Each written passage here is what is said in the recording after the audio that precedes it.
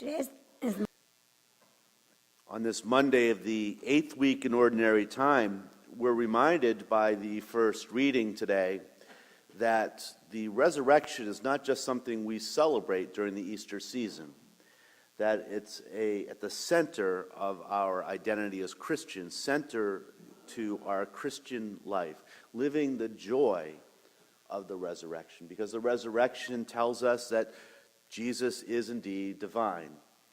It tells us that God has power over the earthly realm, and united with him, we share in the fruits of the victory that the resurrection broadcasts, that the resurrection accomplishes. And so we're able to live in joy and hope and peace, seeking to grow and to achieve that victory, the fruits of that victory, to achieve eternity with God. The question of the man in the gospel today is one that we often encounter in our own lives. There'll be times on this spiritual journey that we recognize aspects of our lives that we need to change. Behaviors to cease, perhaps new behaviors to begin, new patterns in life as we seek to unite our minds and our hearts to the Lord.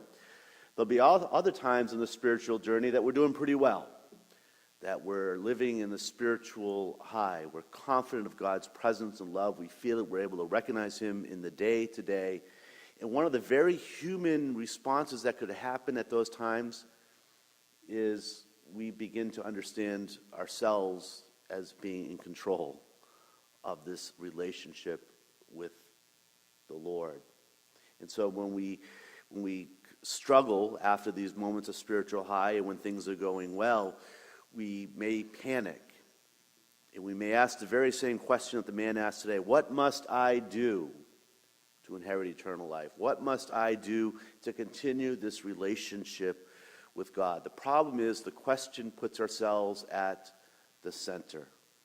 As Jesus reminds us in the gospel this morning, we can't attain eternal life on our own. It's a gift given to us by God. What we can do is open our minds and our hearts to that gift, to God's love, to unite ourselves to him, to be transformed by that love so that he becomes our focus, and in doing so, receiving that gift that he offers us so freely.